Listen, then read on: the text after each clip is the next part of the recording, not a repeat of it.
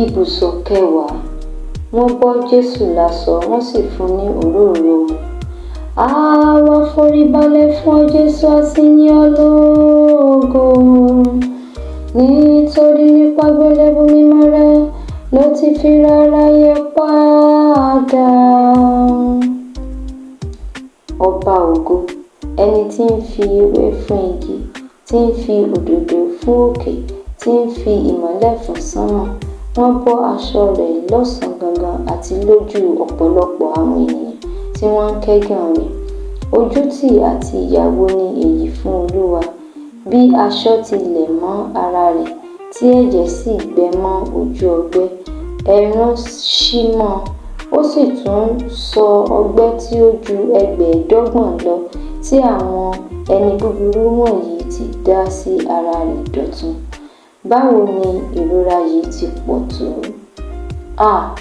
Báwo ni ìwà àìmọ́ àti ìfẹ́kúfẹ̀ẹ́ tí ó sọ mí di ẹlẹ́bi ti mú Jésù jìyà tó! Bàbá wa tí ń bẹ ní ọ̀run, ká bọ̀wọ̀ forúkọ rẹ, kí ìjọba rẹ dé. Ìfẹ́ tẹni ká ṣe láyé bí wọ́n ti ń ṣe ní ọ̀run. Fún wa lóúnjẹ òòjọ́ wa lónìí, dárí ẹ̀ṣẹ̀ wa jì wá, bí a ti ń dárí ẹ̀ṣẹ̀ jì àwọn tó ṣẹ̀ wá, má fà wá sínú ìdánwò, ṣùgbọ́n gbà wá kúrò nínú ibi. Àmín. Ṣàánú fún wa Olúwa, ṣàánú fún wa.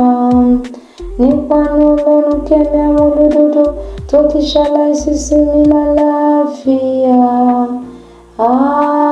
Àmín. Ìyá mímọ́, èmi bẹ̀ ọ́ fún ọgbẹ́ tí Jésù Kristi